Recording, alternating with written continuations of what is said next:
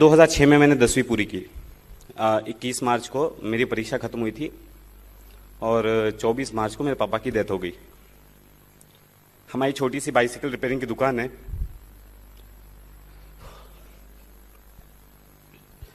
तो पापा के जाने के बाद एक निर्णय लिया कि घर के सब प्रेशर डालने लगे कि अभी घर का किसी को तो का ध्यान देना पड़ेगा। तो मैंने डिसीजन ले लिया, यार अभी पढ़ाई छोड़ देंगे, क्या करना है, 10वीं कर ही ली थी। सो एक डिसीजन लिया कि अभी पापा के धंधे को वापस रिवाइव करेंगे, पूरी तरह से डेडिकेटेड काम करेंगे और पढ़ाई छोड़ने का पूरा मन बना के मैं धंधे में आ गया। उसके बाद फिर रिजल्ट आया 10th का, तब मैं अपने स्कूल में टॉपर था। घर पे आया, सब रो रहे थे। अभी बहुत अजीब लग रहा है। मैं कल इतने इंटरव्यूज दिए, मैं कभी नहीं रोया। पता नहीं, चाणक्य मंडल का स्टेज है, अपने परिवार जैसा है, इसलिए रोना आ रहा है। हाँ, तो मैं घर पे आया, मम्मी से बातचीत हो रही थी। फिर मम्मी ने तभी मेरे को पहले ही बोल दिया कि हम लोग सब काम करने वाले हैं, तू पढ़ाई कर। तो 11th और 12th ये दो मेरी जिंदगी के अभी तक सबसे कठिन वर्ष रहे।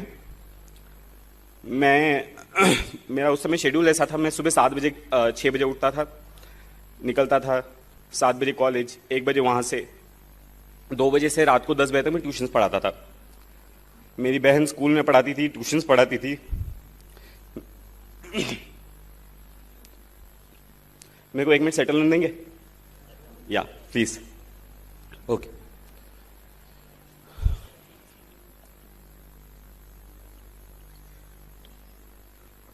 मुझे यूजुअली रोना नहीं आता है सब बताते हुए, मैं बहुत प्राउड हूं ये सब चीज के लिए। लेकिन गॉड नोज क्यों हो रहा है। ओके। सो मैंने फिर मैं सुबह 7 बजे से 1 बजे तक कॉलेज में रहता था, आता था 2 बजे से रात को 10 बजे ट्यूशन पढ़ाता था। 10 बजे रात को दुकान पे जाके हिसाब किताब करके दुकान बंद करके वापस घर पे आते थे। फिर रात को पढ़ाई, वही 12-1 बजे तक सोना, जैसे अभी शेड्यूल है वैसे तभी भी था। तो मेरी मम्मी उस समय दुकान चलाती थी। मेरी बड़ी बहन है मुझसे एक, वो स्कूल में पढ़ाती थी, ट्यूशन्स पढ़ाती थी। तो मेरा 11th-12th जो है पूरा इसी तरह से गया हुआ है। तो मुझे अभी मैं एक प्रसंग बताना चाहता हूँ। मैं 10th स्टैंडर्ड का रिजल्ट लगा था और मुझे एडमिशन लेने के लिए वो अभी डोनेशन लगता है ना, तो 10,000 रुपये, हमारे यहाँ एक ही कॉलेज है अच्छा जहाँ पे पढ़ाया जा सकता है। सो वहाँ पे 10,000 रुपये डोनेशन था, भरना था, पैसे नहीं थे। तो ऐसा मैं और मम्मी ऐसे दुकान पे बाहर बैठ के ऐसे चर्चा कर रहे थे। मैं बोला मम्मी को, मम्मी जाने दो, क्या करना है, मेरा मन वैसे भी बन चुका था, मेरे को दुकान करना है ना। सो मैं बोला मम्मी जाने दो, क्या करना है पढ़ाई करके, मैं 1 साल रुकता हूँ, अगले साल वापस से देखा जाएगा कुछ होगा। और मम्मी वैसे मायूस बैठी थी। तो मेरे पापा का जो ट्रीटमेंट करते थे वो डॉक्टर में दुकान के सामने से जा रहे थे, वो अपने बच्चे का एडमिशन करवाने के लिए थे। और वो मुझे देख के रुके, वहाँ पे रुके, उन्हें पूछा क्या चल रहा है। तो मैंने पूरा बताया कि सर ऐसा ऐसा है, मैंने सोचा है मैं पढ़ाई नहीं करूँगा, है ना। तो उन्होंने अपनी जेब से तुरंत 10,000 रुपये निकाल के दिया, बोला ये लो, जाओ एडमिशन करवा के आओ। सेकेंड लिस्ट लगने को आधा घंटा बाकी था, तब मैं वहाँ पहुँचा, है ना। और बहुत रिक्वेस्ट की, लिस्ट बन चुकी थी सेकेंड लिस्ट, है ना। बहुत रिक्वेस्ट की, ऐसा करके मेरा 11th-12th का एडमिशन हुआ। एडमिशन तो हो गया, 600 रुपये महीना फीस है, क्या किया जाए। तो मैं जब पहले एडमिशन लिया तो मेरे दिमाग में बहुत चीज़ क्लियर थी, मैं पैसे भरने वाला नहीं हूँ, है ना। मैं बोला मैं जी तोड़ पढ़ाई करूँगा, मैं अच्छा मार्क्स लेके आऊँगा और मैं बाद में हमारे जो प्रिंसिपल हैं उनको मैं रिक्वेस्ट करूँगा कि मेरी फीस माफ़ कर दी जाए। पहले ही महीने में मैं क्लास में, अभी भी जो लोग जानते हैं मेरी आवाज़ थोड़ी अच्छी है, मैं एक भी क्वेश्चन पूछ लो तो सब थोड़ी आवाज़ मजबूत लगती है ना। तो सारे टीचर्स इंप्रेस हो गए और सबको पता चल गया था कि मेरे घर पे ऐसी सिचुएशन है। 2 साल की पूरी फीस मेरे टीचर्स ने भरी है, मैंने 1 रुपया फी भरा नहीं है 11th-12th। इसके बाद 12th का CET वगैरह दिया, ये सबके मैंने 1 रुपया मेरी पढ़ाई पे आज तक खर्चा किया नहीं है। मेरी मम्मी ने किया है, ऑफकोर्स बहुत कम किया कंपेरेटिवली। मेरे को सबका, मेरे फॉर्म्स का पैसा कोई भर देता था, मेरे बुक्स का पैसा कोई दे देता था, ऐसा हुआ है। CET दी, CET में 180 मार्क्स आए 200 में से। ये हुआ कि एडमिशन लेना है। अब इंजीनियरिंग में अच्छा खासा पैसा लगता है, तो मम्मी ने 2 साल में पैसे जमा करके रखे थे, बहन कमाती थी, मेरी सैलरी थी। फर्स्ट ईयर का हो गया, बोला फर्स्ट ईयर में जाके 1 लाख रुपए का पूरा बजट था, 70,000 फीस, रहना खाना, 1 लाख रुपए का बजट था। बोला ठीक है, अपना फर्स्ट ईयर हो गया, एडमिशन ले लिया। अगेन सेम थिंग, मैंने बोला कि फर्स्ट ईयर का फीस भर दिया, सेकंड ईयर का फीस भरने का नहीं है। फर्स्ट ईयर में आया, सबने डराने लगे, यार इंजीनियरिंग में तो बैकलॉग लगता ही है, है ना। बिना बैकलॉग के अगर तू पास हो गया तो इंजीनियरिंग की ही नहीं है, ठीक है। जो टॉपर लोग होते हैं वो अलग ही दुनिया के होते हैं। सो मैं थोड़ा सहम गया, लोगों ने क्लासेस वगैरह लगा लिए, सब्जेक्ट के लिए मैं क्लासेस लगा नहीं सकता था। तो मैंने फुल टाइम अच्छी तरह से मैंने बोला यार इनको हटाओ, मेरे को जो करना मैं वो करता हूँ, ठीक है। ये एटीट्यूड मेरे अंदर मेरी मम्मी की वजह से आया, मेरे को जो करना है उस पर ध्यान देता है, दुनिया क्या बोल रही है उसे क्या करना है, ठीक है। तो मैंने फर्स्ट सेम में पढ़ाई शुरू की, मेरे फर्स्ट सेमेस्टर में 86% आए, मैं यूनिवर्सिटी टॉपर था। जब 86% आ गए, सारी टीचर्स ने नोटिस किया अरे 86% तो MIT का रिकॉर्ड है। अब बाद में ब्रेक हो गया, अभी तो कुछ भी आ जाते मार्क्स, ठीक है। उस समय रिकॉर्ड था, तो टीचर्स ने नोटिस किया अरे ये कौन है। फिर माधवी लता मैडम नाम की एक मैथमेटिक्स डिपार्टमेंट में एक प्रोफेसर है, तो वो उन्होंने मेरे को राखी बांधी है, she is my rakhi sister. तो उन्होंने बुलाया, अरे वरुण क्या है, तो मैंने मैम को पूरा सिचुएशन घर की मेरी एक्सप्लेन की, और उन्होंने एक प्रोफेसर से लेकर डीन से लेकर डायरेक्टर से लेकर हर एक को मेरी सिचुएशन पहुंचा दी, एंड वहां से एक प्रोसेस चालू हो गया, ठीक है। सेकेंड ईयर तक वो प्रोसेस पूरा नहीं हुआ था, तो मेरी फीस मेरे फ्रेंड्स ने भरी है ना, फ्रेंड्स ने, उनके पेरेंट्स ने।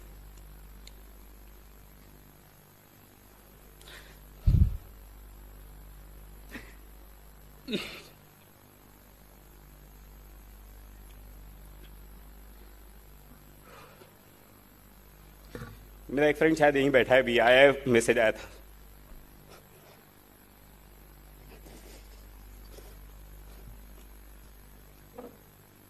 ओके, तो सेकेंड ईयर में ऐसा हो गया। फिर थर्ड ईयर और फाइनल ईयर में वो फ्रीशिप मिल गई, मेरी इंजीनियरिंग खत्म हो गई। इंजीनियरिंग होने के बाद अभी ये सिविल सर्विसेज का भूत कैसे आया, अभी इंजीनियरिंग के बाद मैं यूनिवर्सिटी टॉपर हूँ, मुझे गोल्ड मेडल मिला हुआ यूनिवर्सिटी का। ऐसा था कि अभी इंजीनियरिंग के बाद क्या, जॉब वगैरह के लिए इंटरव्यूज दिए, जॉब्स लग गई, मेरे को बहुत 5-6 जगह से अभी भी ऑफर्स हैं, मतलब स्टैंडिंग है, बोला कि अभी भी आपको आना है आप कॉल करो आ जाओ, ठीक है। सो प्लेसमेंट अच्छी हो गई थी, लेकिन हमको भूत सिविल सर्विस का तब तक चढ़ चुका था। सबसे पहले मेरे को कॉर्पोरेट सेक्टर में जॉब मिली थी, तो मैंने बोला यार कॉर्पोरेट में नहीं जाते हैं, हमको अपने टेक्निकली रहना है, हम पब्लिक सेक्टर में जाएंगे।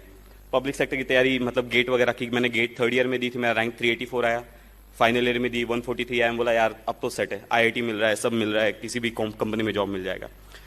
ये PSU का जॉब मिल गया, तब मैं कुछ लोगों से मिलने गया, है ना, ऐसे ही चर्चा करते करते, तो उन्होंने बोला यार तू टेक्निकली इतना अच्छा है ना, you are so good, you are so bright, why don't you give IES, engineering services. अब मैंने सिलेबस देखा, बोला यार ये तो अपना ठीक है, हो जाएगा, कोई दिक्कत नहीं है, तो इंजीनियरिंग सर्विस की तैयारी शुरू करते हैं। तो अभी तक मेरी ग्रेजुएशन कंप्लीट हो गई थी, ठीक है, मैंने गेट दे दी थी और I was about to take admission. तो मैंने बोला यार इंजीनियरिंग सर्विसेज करते हैं, PSU छोड़। तो मैंने PSU को नहीं लिया, मैंने इंजीनियरिंग सर्विस की तैयारी शुरू की। 3-4 महीना मैंने वो किया, ठीक है। 3-4 महीना वो किया, तब लोगों से बातचीत चालू रहती है, आप वैक्यूम में जाके पढ़ाई नहीं शुरू करते, है ना। सो आप लोगों से बातचीत करते, तो किसी ने मेरे को सजेस्ट किया है तू इतना ब्राइट है ना, तू इंजीनियरिंग सर्विसेज क्यों कर रहा है, तू सिविल सर्विसेज देख, है ना, वो तो और बड़ी पोजीशन है। तो मैंने बोला हाँ यार ये भी सही है ना। तो सिविल सर्विसेज का देखते हैं क्या है। तो पहले तो उठाया हिस्ट्री ज्योग्राफी, कुछ नहीं समझा, मैं बोला यार ये तो सर का दर्द है ना। तो उसके बाद मैंने बोला करेंगे। तो मैं एक जन से मिलने गया था, अब मैं यहाँ पे दूसरा रीजन बताता हूँ हम क्यों पीछे रह जाते हैं। मैं एक जन से मिलने गया था, वो बोल रहे थे कि यार UPSC में जो पास होते हैं ना, ये तो 30 मार्क खान होते हैं, है ना, मतलब ये। तो देखो